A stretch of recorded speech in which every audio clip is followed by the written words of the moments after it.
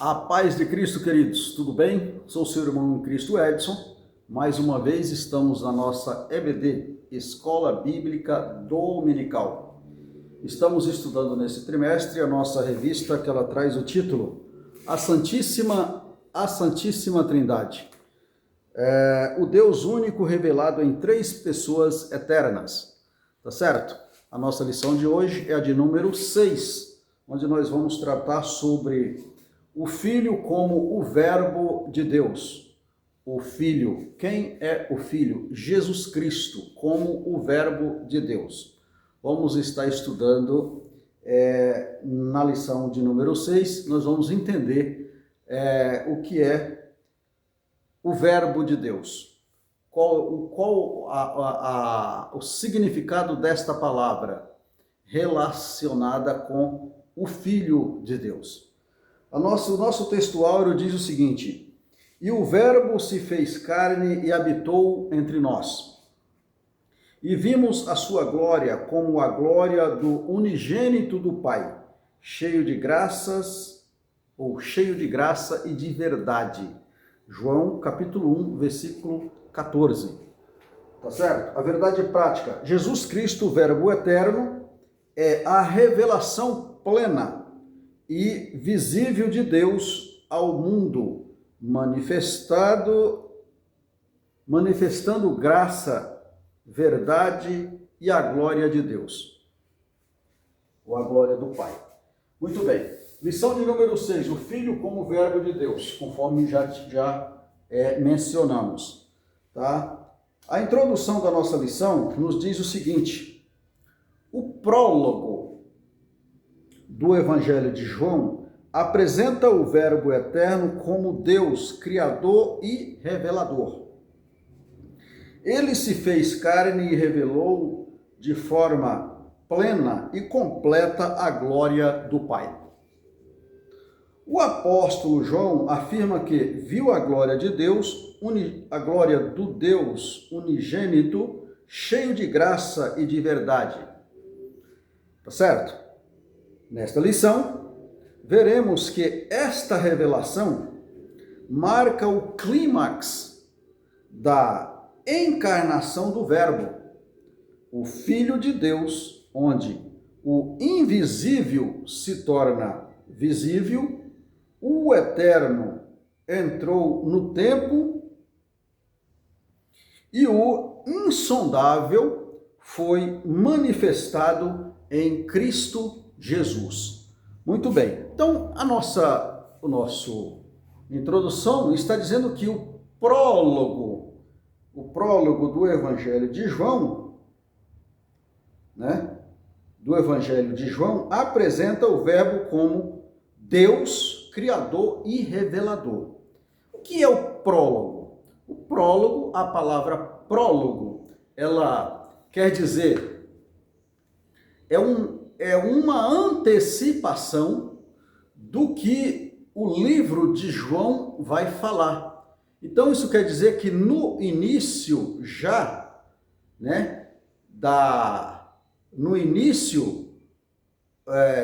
dos estudos do livro de João, ele já nos dá um apanhado geral do que vai acontecer em todo o livro, tá certo? O prólogo quer dizer, é uma antecipação dos fatos, que vai acontecer.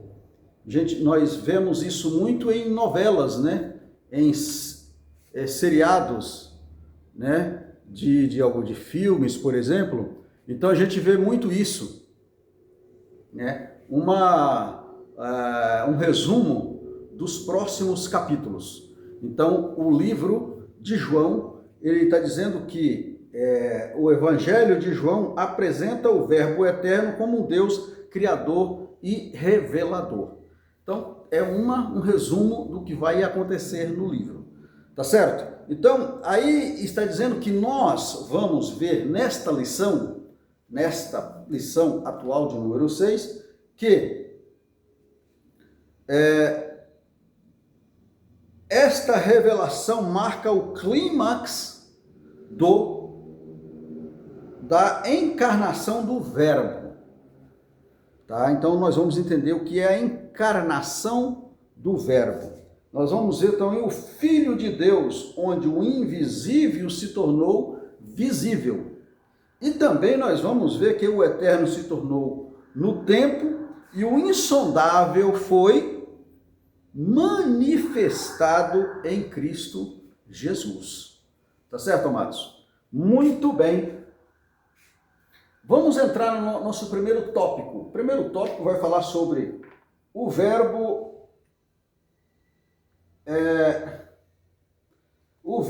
como Deus eterno. O verbo como Deus eterno. Então, o primeiro tópico aqui, ó, o verbo como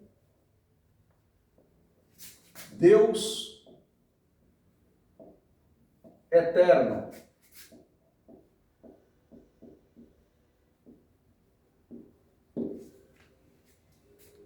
O verbo como Deus eterno.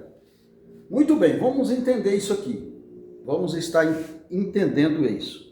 Então, o verbo pré-existente, primeiro subtópico do primeiro tópico, vai falar sobre o verbo pré.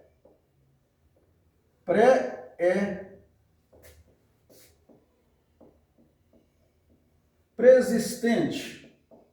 O que é uma pré-existência? Quer dizer, pré, antes do existente. Então já existia.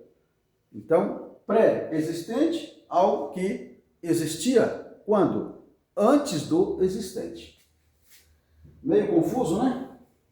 Então, pré-existente. Muito bem, ó, o prólogo, mais ou menos, de novo a palavra prólogo. O prólogo de João 18 versículos iniciais, são 18 versículos iniciais.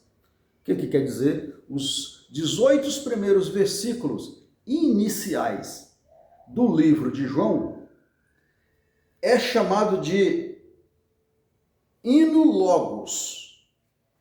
Logos.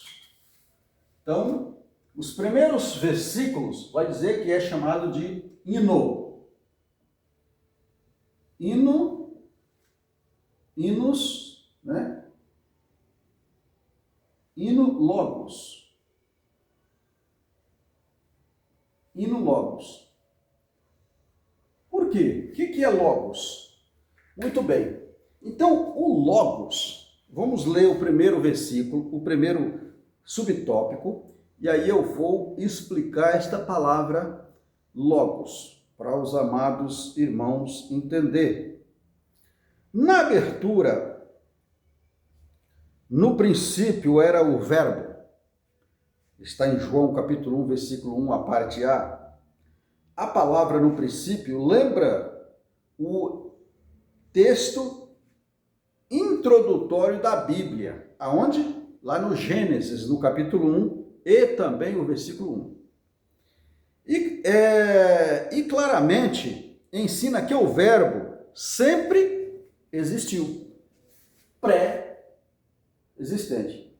Então, antes do existir, pré, já foi antes. Então, o verbo sempre existiu. Essa é uma maneira de referir-se ao atributo da eternidade que só Deus possui. A expressão verbo, do grego logos, designa Deus referindo-se à divindade do Filho, enquanto os gregos pensavam em um princípio impessoal e os gnósticos num ser intermediário. João apresenta o Logos, já vou explicar a palavra, apresenta o Logos como o próprio Deus eterno, Jesus Cristo, o Filho unigênito do Pai. Muito bem. Então, o que é Logos? Então, aqui está dizendo que duas categorias de estudiosos observavam o Logos como um assunto ou como uma característica. Por exemplo, olha o que diz a lição. Ó,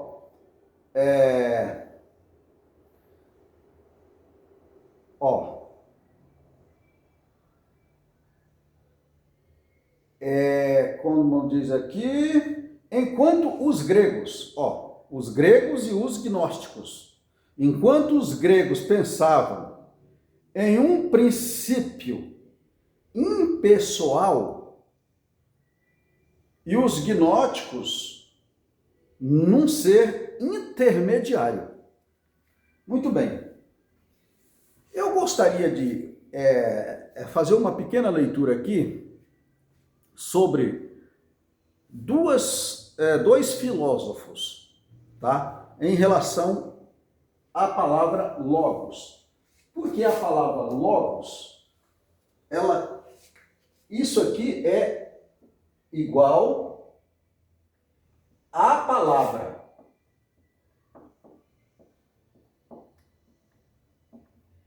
Então, a palavra logos do grego, a palavra do português. Palavra do português. Então, os gregos entendiam o seguinte: esse filósofo que eu vou ler aqui, o nome dele era Erácito de Éfeso. Olha, para Erácito de Éfeso, século V aproximadamente antes de Cristo, ele pensava o seguinte: o que ele falava do logos ou da palavra? Ele disse o seguinte: é um conjunto harmônico de leis que comandam o universo formando uma inteligência cósmica onipresente. Isso é ele que está dizendo. Onipresente. Que se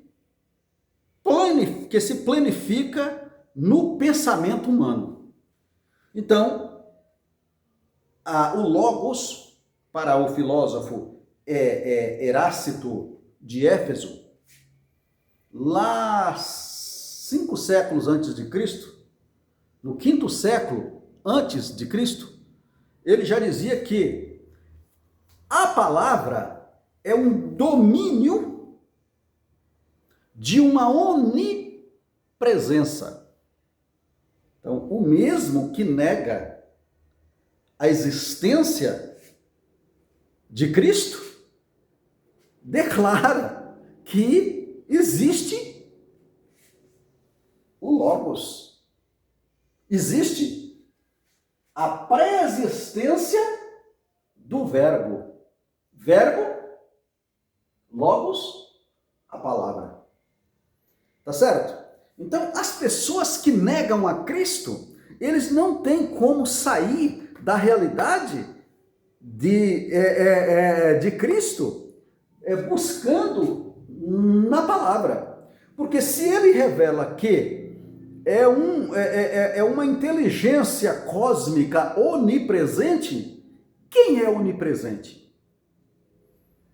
Quem é onipresente? Só Deus é onipresente.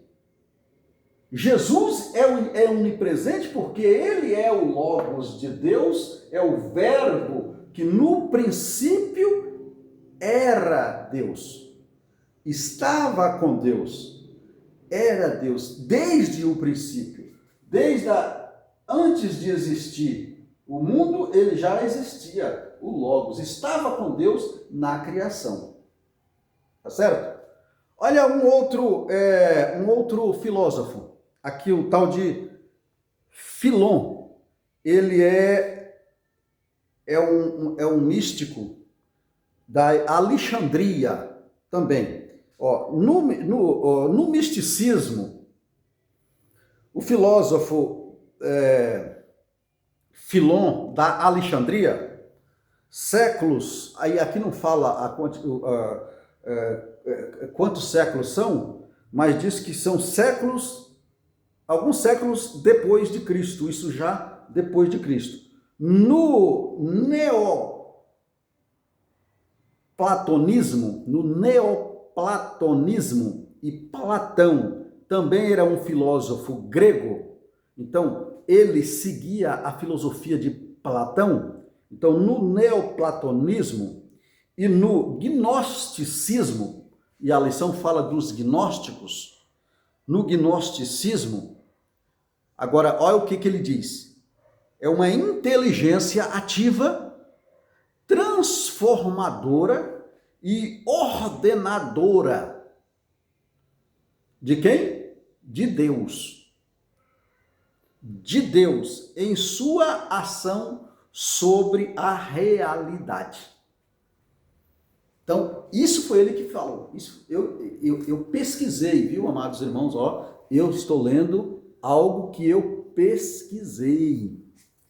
Esses camaradas negam a existência de Cristo através do Verbo, mas eles estão falando aqui, ó, que o Logos é uma força, segundo eles, né, ativa, que não é força coisíssima nenhuma, é uma pessoa, mas eles dizem aqui que é uma força, ao mesmo tempo ele diz que essa força é transformadora e ordenadora de Deus, em sua ação. Ou seja, na ação de Deus, na hora que ele fez, na hora que pela palavra ele falou, haja. E as coisas foram, e uma dos haja foi a luz. Jesus diz que eu sou a luz do mundo. Quem anda em mim quem crê em mim não anda em trevas. Louvado seja o nome do Senhor. Então, é uma ação sobre a realidade. Eles que estão falando isso. Agora, o que diz a Bíblia? O que diz a Bíblia? A Bíblia, para nós cristãos, diz o seguinte, que o Logos, em grego, que é a palavra verbo,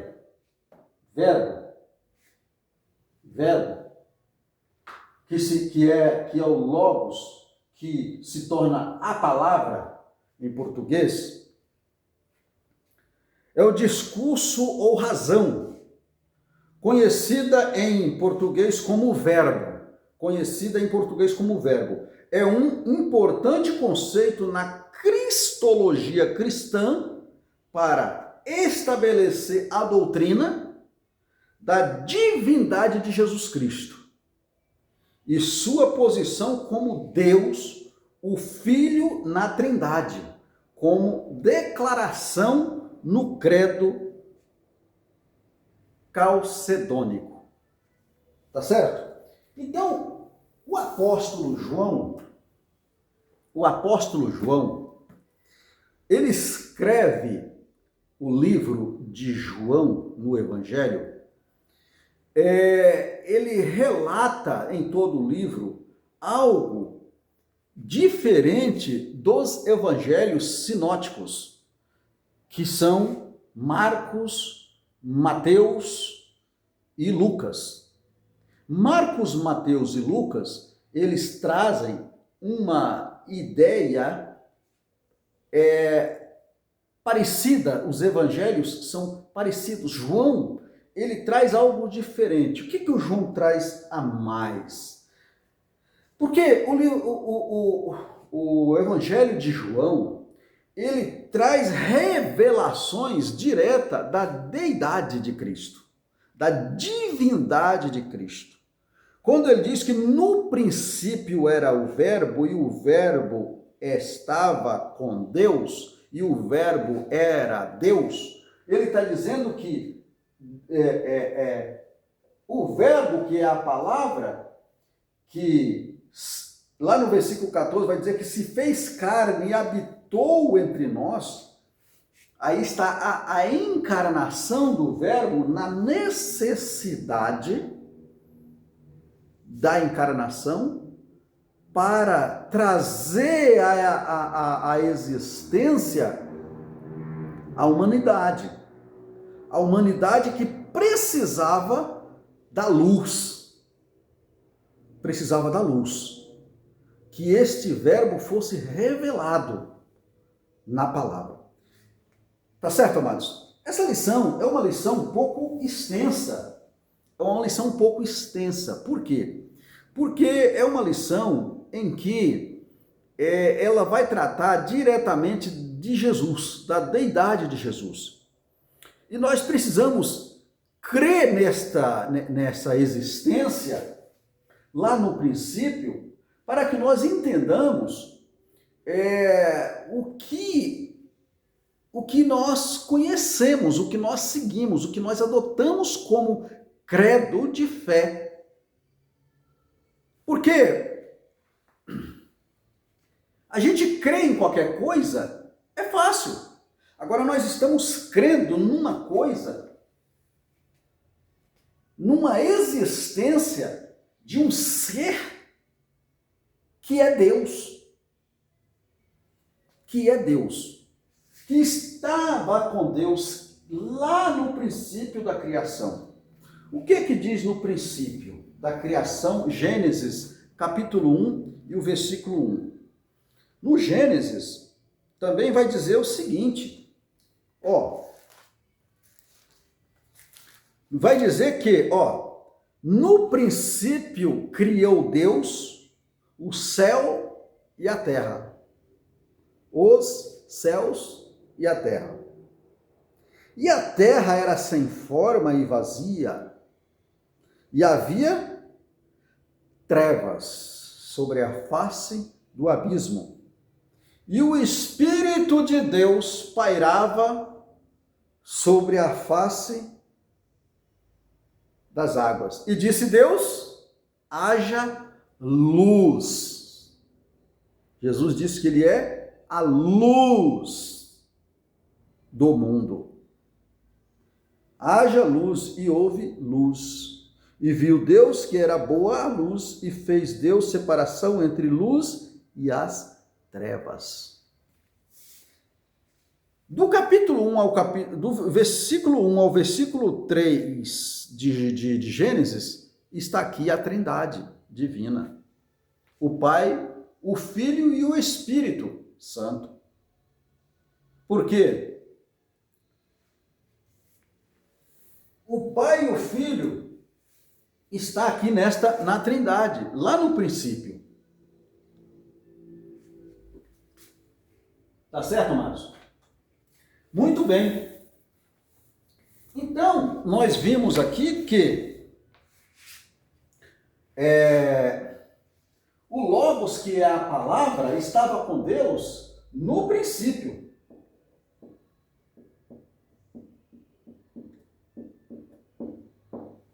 No princípio. Então, no princípio era Deus e o Verbo estava com Deus, aonde? No princípio. E nós trouxemos referências aí em Gênesis, capítulo 1, versículo 1, né? Que faz alusão também a essa preexistência do Verbo. Preexistência do Verbo. Muito bem, vamos adiante. Então, o segundo tópico. Segundo subtópico. Diz o quê? O verbo como pessoa distinta. Então, nós falamos sobre o verbo como preexistência, agora vamos falar sobre o verbo como pessoa distinta.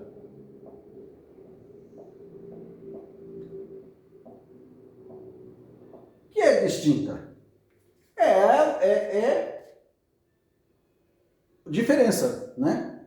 Então, como pessoa distinta, a mesma uma pessoa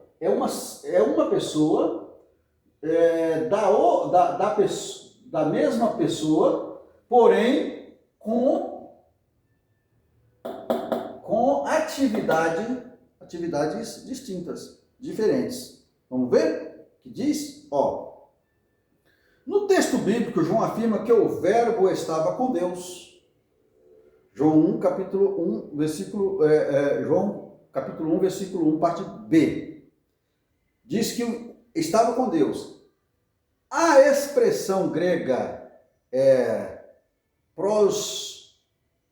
proston tel, que é com Deus,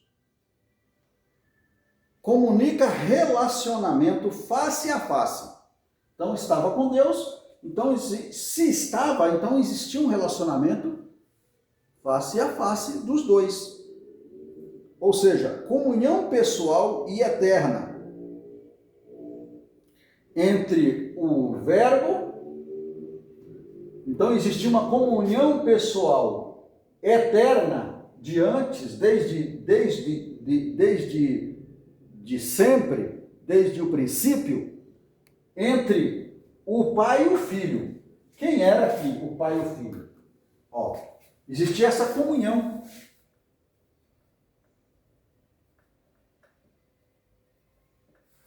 Pessoal,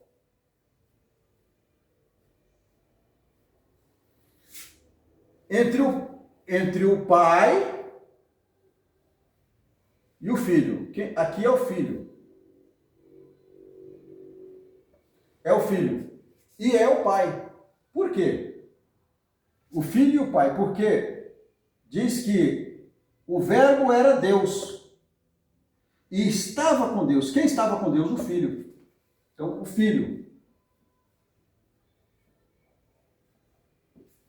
estava com Deus. Por quê? Porque o verbo era Deus.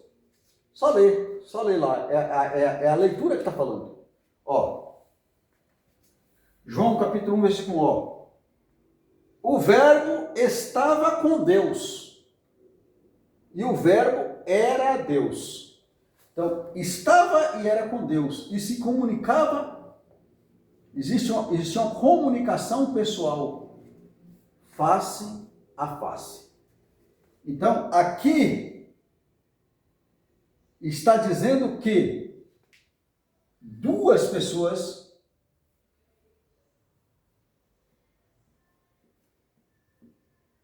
aqui já está duas pessoas entre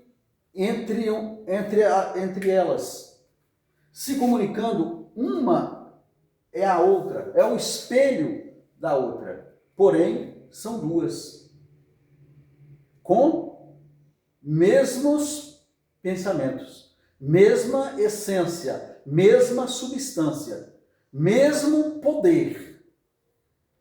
Louvado seja Deus. Ó, o verbo que é filho e Deus, o Pai. Filho e o Pai estava com e era estava com Deus e era Deus. Então, aqui está duas pessoas, pai e filho. Tá certo? Indica uma distinção de pessoas dentro da unidade da Trindade. Então, aqui está dizendo, indica-se as duas pessoas dentro da unidade. Qual a unidade? Da Trindade. Porque o Espírito vem logo após. Né? O Espírito que foi enviado pelo Pai e o Filho, né? Como diz João fala, então vem logo após. Mas ele já estava com Deus. O Espírito de Deus. Tá certo, amados? Muito bem. O Pai, o Filho e o Espírito Santo não são formas sucessivas de aparecimento de uma pessoa, mas são pessoas coexistentes desde o princípio. Coexistente desde o princípio. lá em Gênesis diz que o Espírito, e pode ver lá que está em letra maiúscula, o Espírito de Deus pairava sobre a face do abismo. Então lá nós já temos as três pessoas, né, da Trindade. Muito bem. Então nós temos aqui, que as três já existia uma existência lá no princípio. Então nós estamos provando aqui a existência do Filho como Verbo de Deus que se revela na palavra. E depois nós vamos ver o subtópico seguinte, que nós vamos tratar sobre o mesmo poder, a mesma essência, a mesma substância dos três. No caso aqui, do Pai e o Filho, e também do Espírito Santo. Tá certo? Vamos adiante. Vamos aqui agora falar sobre o terceiro subtópico. O verbo é da mesma essência do Pai. O verbo é da mesma essência do Pai. Terceiro, mesma essência.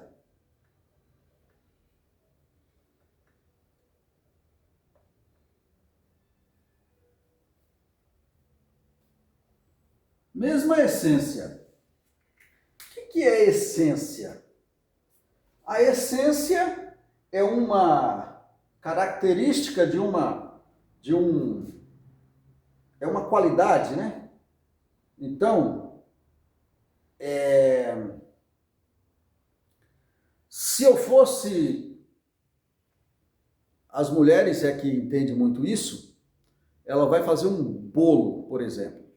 Então ela faz um bolo e ela traz alguns ingredientes para dar o paladar daquele bolo.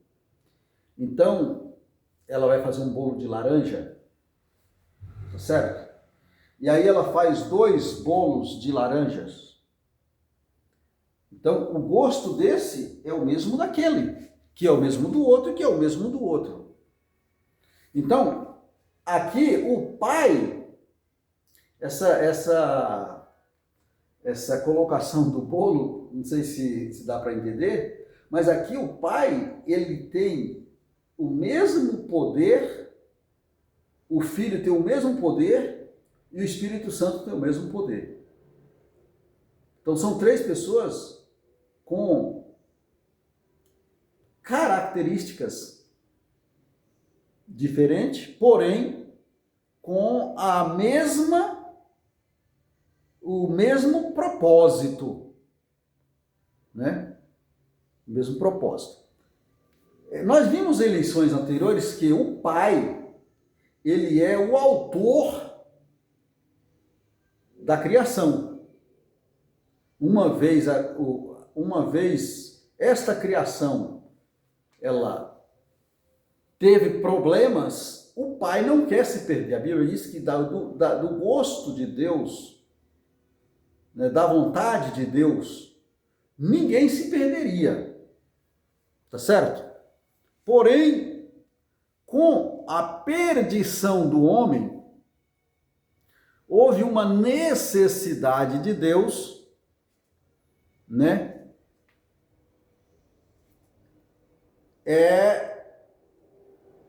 Encarnar o Filho, que já estava com ele no princípio, para morrer na cruz, para resgatar essa humanidade perdida. Tá certo? Nesse resgate, o Filho vem com a missão de sacrifício. a missão sacrificial. Então, ele diz, olha, todo aquele que crê será salvo. Deus amou o mundo de tal maneira, que deu o seu Filho único, unigênito, para que todo aquele que nele crê não pereça, mas tenha vida eterna. Então, a função do Filho foi o sacrifício. Sacrificial. A função da terceira pessoa, que é o Espírito Santo, a Bíblia diz que o Espírito Santo, ele convence a pessoa a crer em Jesus, no sacrifício. Ele convence o homem, ele cai em si, mediante a pregação do Evangelho. E a Bíblia diz que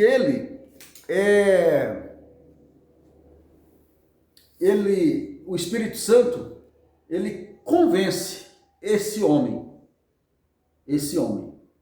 do pecado, da justiça e do juízo.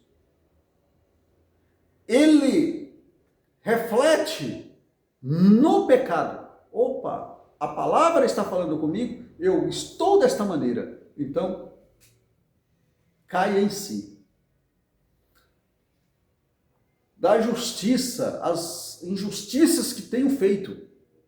E do juízo, o juízo de Deus, o final da minha vida, como será?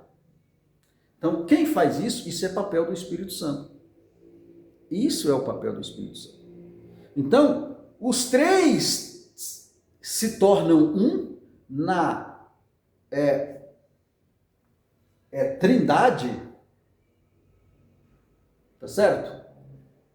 Com o objetivo, um objetivo único, que é de salvação, de salvar este homem.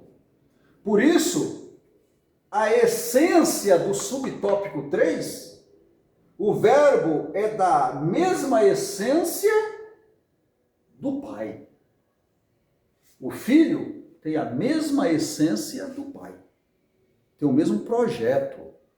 Tem a mesma... fala-se a mesma língua. Tem o mesmo propósito do Pai. Tá certo? Muito bem. Então, o que diz isso? Vou ler aqui para os irmãos entenderem. Ainda no versículo de abertura, João revela o verbo era Deus. Aqui a palavra grega para Deus, que é theos, aparece sem o artigo definido, que é o, né? Fato que tem gerado discussões exegéticas. Porém, na estrutura grega, a ausência do artigo não implica indefinições ou inferioridade. Então, aqui, amados, não existe inferioridade entre eles, né? Não quer dizer que o Filho é a segunda pessoa da Trindade, porque não é a primeira. Não. Entre a Trindade de Deus não tem essa hierarquia. Os três são um e têm o mesmo propósito, que é de salvar o homem. Louvado seja o nome de Jesus. Muito bem. Vamos para o nosso tópico de número 2. O tópico de número 2. Vamos falar sobre... Vamos agora para aquela lousa ali. Né? Aquela é uma lousa improvisada. Né? Vamos virar para lá.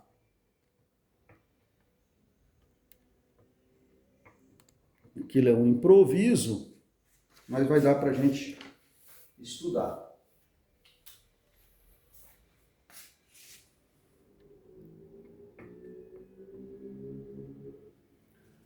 Muito bem.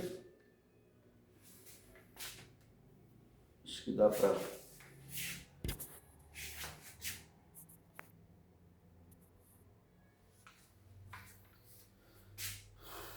Tópico 2. O verbo como criador. O agente da criação. Vamos entender o que é isso. Tópico 2.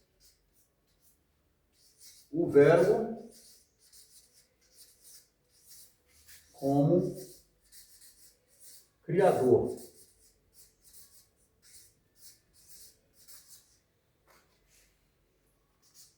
E subtópico 1 vai falar sobre o agente da criação.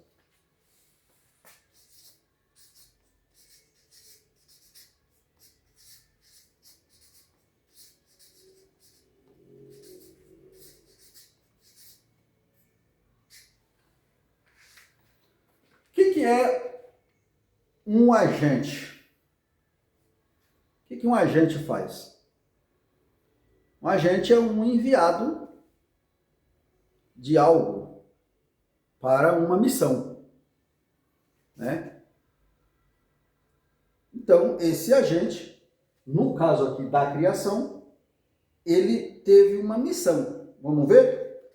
A Bíblia declara que no princípio criou Deus, né? A expressão criou, traduzida a palavra hebraica bará, né? A palavra hebraica bará, termo reservado à atividade criadora de Deus. Gênesis, capítulo 1, versículo 21 e 27. Afirma que o universo foi criado por Deus a partir do nada. Como foi? Foi haja e houve, e começou a existir. Do latim, eis nihilo,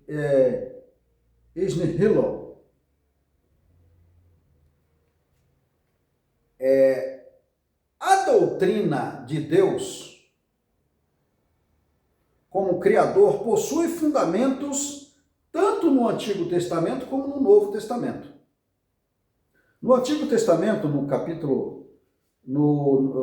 Salmo 33, 6, Isaías 45, 12, Neemias 9, 6, está estas referências. Quanto no Novo Testamento, Atos dos Apóstolos, capítulo 17, o versículo 24, Romanos, capítulo 1, versículo 2, Apocalipse, capítulo 4, versículo 11. Neste sentido, João apresenta Jesus também como um Criador. O que o João fala? Todas as coisas foram feitas por ele, e sem ele, nada do que foi feito se fez. Tá? O versículo 3 do capítulo 1 de João. Este versículo enfatiza a divindade do Verbo.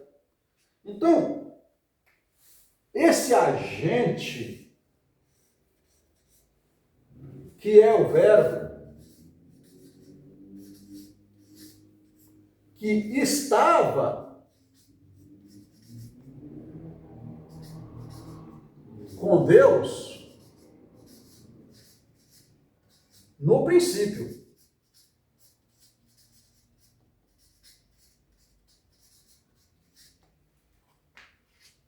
E era Deus.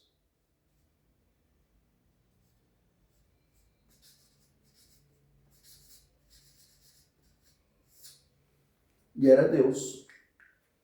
Ele estava no princípio, era Deus. Como agente da criação, ele participa da criação.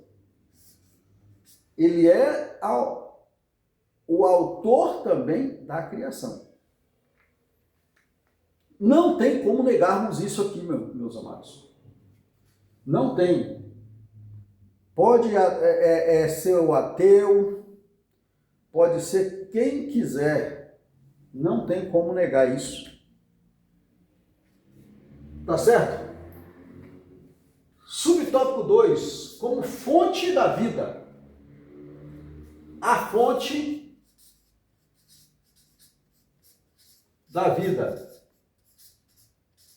O verbo, quem nós estamos falando do verbo? Nós estamos falando do verbo. E agora como fonte de vida. Sabe? Então a gente está enfatizando uma coisa que existe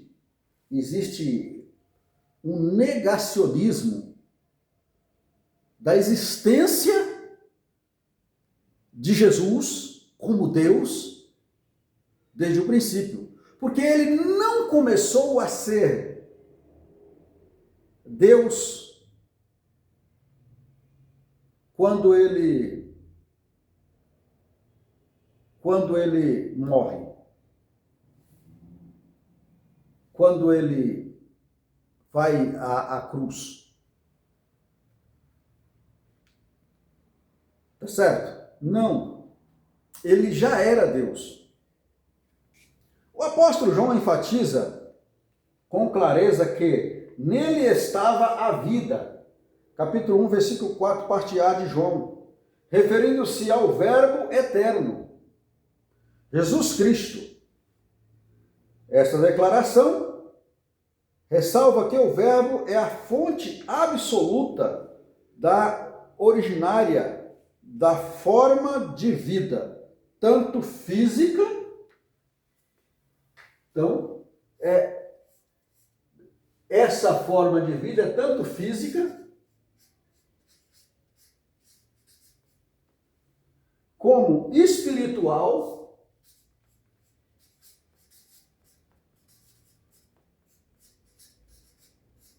e eterna.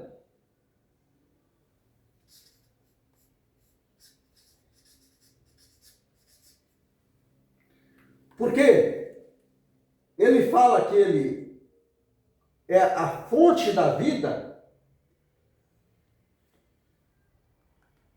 A Bíblia diz que o crer nele, a vida tem com abundância.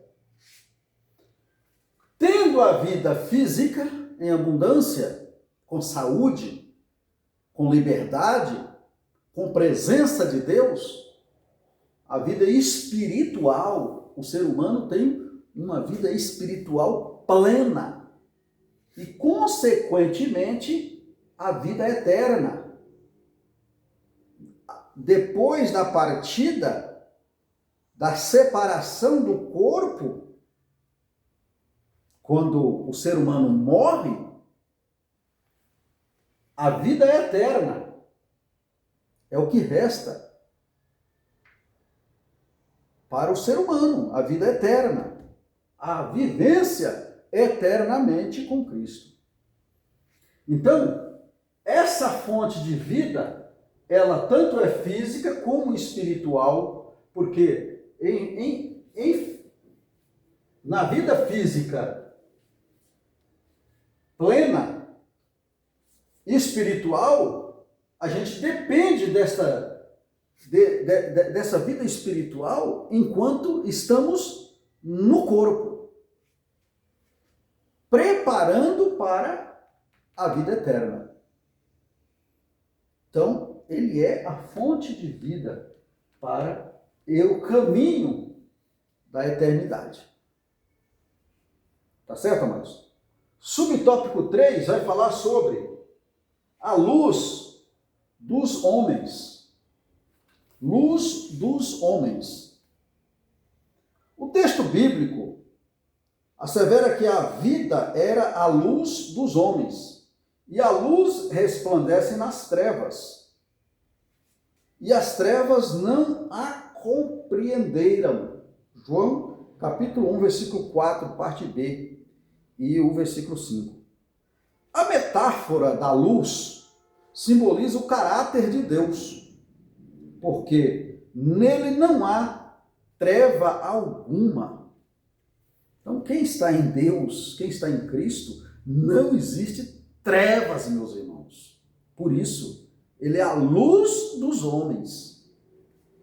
Tá certo? Então, o subtópico 3, como luz, Jesus, que é o verbo, como verbo, vou frisar aqui a palavra verbo, que é Jesus. Ele é a luz dos homens. A luz dos homens. Qualquer situação que você, crente, negar a luz, você está em trevas. Entendeu?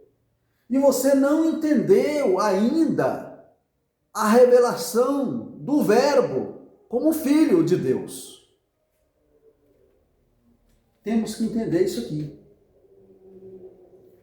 Tá certo, amados? Ó, neste contexto, Jesus é apresentado como a luz, como a verdadeira luz.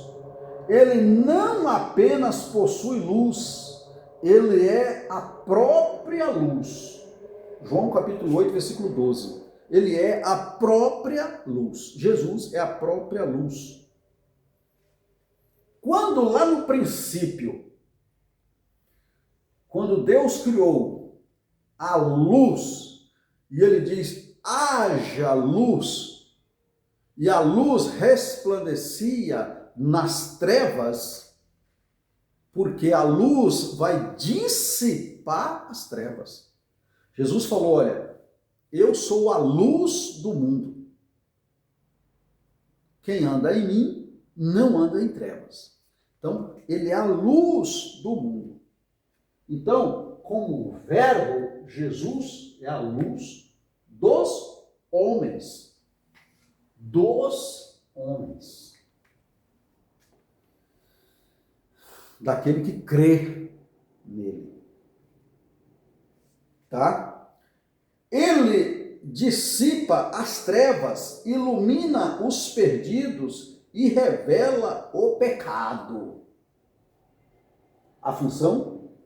Ele dissipa as trevas. As trevas têm que abrir caminho quando Jesus entra. Ele salva, ilumina a mente dos perdidos e ele revela o pecado. Tá certo? Mateus capítulo 4, versículo 16, João capítulo 3, versículo 19, fala sobre isso. A declaração às trevas não prevalecem contra ela. Não prevalece. Mostra que as forças do mal não têm poder sobre Cristo. O verbo grego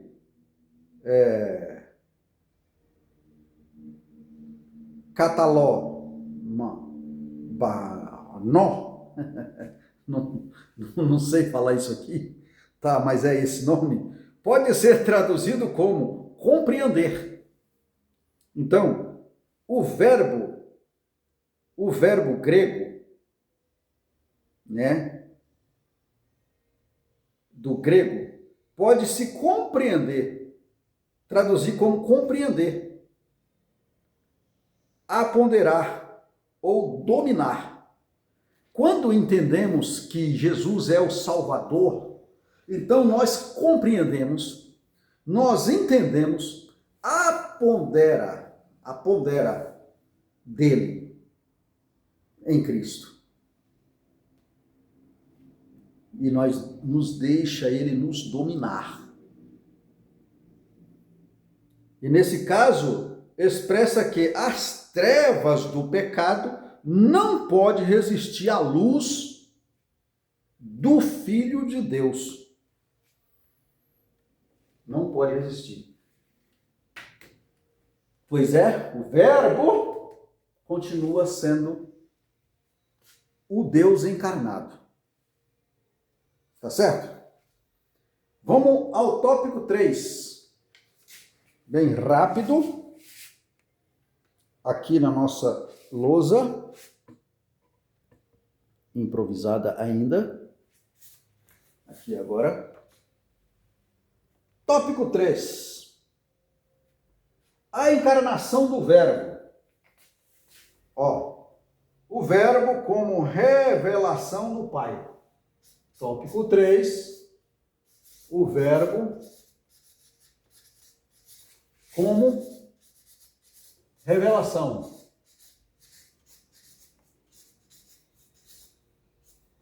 De quem? Do Pai. Quem é o Pai? Quem é o Pai? Deus. Quem é Deus? O Verbo que estava com ele. Está vendo? E quem é o Verbo? Jesus. Isso aqui, ó, está lá no Gênesis, no capítulo 1, versículo 1. Versículo 1 ao versículo 3. Fala dessa revelação. A encarnação do Verbo. João também apresenta o Verbo como o supremo meio de autorrevelação do Pai. Autorrevela, se autorrevela. Verbo.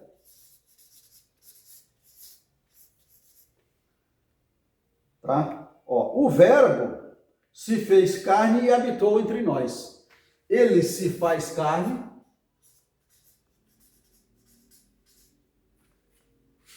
e habita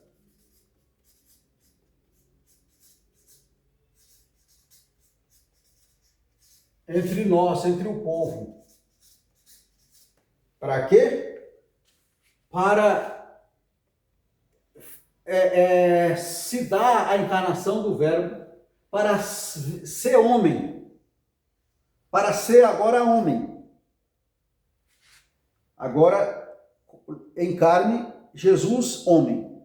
100% agora homem, mas não deixando de ser Deus. Como palavra, como verbo, como logos, ele não deixa de ser Deus, mas se fazendo carne. Por quê? Para quê? Para uma finalidade. Para habitar entre o povo, entre os homens, para uma finalidade de salvação. Vamos entender. Muito bom. E vimos a sua glória. Essa afirmação marca o ponto culminante da revelação divina. Então isso aqui é o clímax da revelação divina. Se você entender isso aqui, por que ele habita entre os homens, aí você vai... É o ponto-chave da revelação, do entendimento, do homem cair em si, entender que Cristo é luz, que Cristo é a revelação.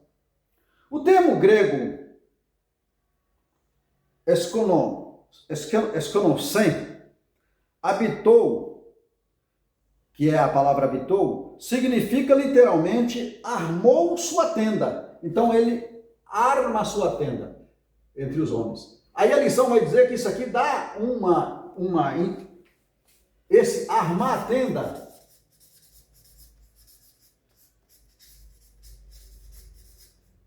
ele dá um entendimento da habitação de Deus no deserto. Habitação. A Bíblia vai falar que ele habitava entre o povo no deserto, a caminho da terra prometida. Jesus veio habitar entre o povo para caminhar com eles. Para caminhar com eles. Para onde? Para uma terra prometida. Para uma nova Canaã celestial. É a companhia de Jesus. A tenda lá no deserto, Deus habitava no meio do povo, guiando o povo a caminho da terra prometida. Ó, essa linguagem faz alusão ao tabernáculo. Entenda? No Êxodo capítulo 25, versículo 8 e versículo 9. Onde a presença de Deus habitava no meio do povo de Israel. O corpo de Cristo é assim, comparando a esse tabernáculo. Nele a glória de Deus se manifestou visível entre os homens. Colossenses capítulo 2, versículo 9. Ele revela a união hipotética das duas naturezas do Filho, divina e humana. Divina, verbo, palavra, o logos. Humana, quando se fez carne. Aqui, deixa eu escrever com outra cor. Aqui, quando ele se faz carne, aí Jesus, homem. Homem. Aqui, Jesus, homem. Ele se torna homem. 100% homem. Mas não deixa de ser eterno, não deixa de ser Deus. Necessidade de encarnar para habitar entre os homens, para acompanhar este homem à eternidade, ao caminho eterno. Muito bem. A união hipotética, do Pai. Ele é o Emanuel, o Deus conosco, a plena revelação do Pai. Segundo subtópico, a plenitude da graça e da verdade. Segundo subtópico, então esse foi o primeiro subtópico do tópico 3. Agora o segundo subtópico, a plenitude da graça e da verdade. Olha, plenitude da graça. Plenitude da graça e da verdade. João, testemunha ocular da encarnação do Verbo, declara ser a glória do unigênito do Pai, cheio de graça e de verdade. Então, cheio de graça e de verdade. A palavra glória, doxa, remete ao conceito de Shekinah. O que é? A presença. A presença gloriosa de Deus entre o seu povo. Então, aqui na habitação no deserto, a Bíblia vai falar lá no Êxodo, no capítulo 25, que aquela presença gloriosa de Deus no deserto conduzia o povo e dava direção e proteção ao povo na travessia. Jesus, como verbo, dá esta proteção. Como homem, os discípulos tinham essa proteção. Tá certo? A presença gloriosa de Deus entre o seu povo. Porém, enquanto a glória na antiga aliança se manifestava parcialmente em Cristo, ela se mostra plenamente. Parcialmente, por quê? Porque lá na tenda, ele aparecia, né? E aí dava direção, o povo andava. Quando ele mandava, o povo parava, né? E aqui a glória é plena. Quando estamos em Cristo, ele habita em nós. Nós somos o tabernáculo. Tabernáculo celeste é o corpo de cada um que serve a Cristo. Subtópico de número 3. O revelador do Deus invisível. Tá? Subtópico de número 3. 3. Revelador do Deus invisível.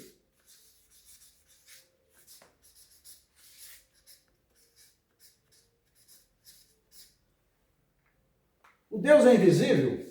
A Bíblia diz que ninguém nunca viu Deus. né? No último versículo do seu prólogo, João afirma: Deus nunca foi visto por alguém. O Filho unigênito que está no seio do Pai, este o fez conhecer. Então ninguém nunca viu Deus, mas o Filho, o Verbo que está no seio do Pai desde o princípio, faz Deus conhecido. Deus agora é conhecido através do Filho. Jesus dizia: olha, quem ver a mim, quem ver a mim, vê o Pai. Quem ver a mim, vê o Pai. Então, a gente tem plena convicção que Deus existe, porque sentimos a sua presença. Não porque nós ocularmente vimos, mas nós sentimos através do Filho, do Verbo. Louvado seja o nome do Senhor.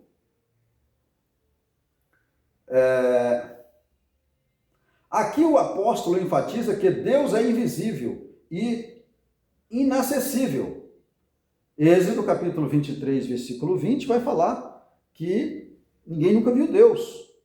No entanto, o Verbo o revelou de forma plena e perfeita. Quem revela? O agente, aqui onde nós falamos anterior, o agente da criação, o Verbo, revela Deus, revelou Deus. E aí, na função da divulgação, ele revela Deus. Um Deus invisível, mas que pela a sua presença se torna acessível. Um Deus inacessível. Por que inacessível? Porque eu não posso tocá-lo, pegar em Deus, mas eu posso senti-lo através do Verbo. Tá? A expressão Deus unigênito significa literalmente o Deus único gerado, que é o Filho. Refere-se a Cristo, o Filho da mesma substância do Pai. Mesma substância do Pai. Tem o mesmo desejo, a mesmo propósito, a mesma função, o mesmo poder. Tá certo, amado? Quem ver a mim, ver o Pai. Acabei de falar. João capítulo de número 14, versículo 9. Então, quem crê e ver a Cristo, ver o Pai. Tá certo, amados? Vamos à nossa conclusão. Jesus é o Deus unigênito que revela o Pai. Jesus é o Deus único, unigênito que revela o Pai. Nele a glória, a graça e a verdade de Deus são plenamente manifestas. Tá certo? A encarnação do Verbo não é apenas uma doutrina essencial da fé cristã, mas também um chamado à adoração, à proclamação daquele que é a imagem visível do Deus invisível. A imagem visível. Todo aquele que crê é uma imagem visível de um Deus que não é visto. Não consigamos ver, saber a cor de Deus. Sentimos a sua presença. Louvado seja o nome do Senhor. Tá certo, amados? É isso aí. estamos finalizando a nossa aula e até a próxima aula, se o Senhor assim nos permitir. Que Deus em Cristo nos abençoe. Amém.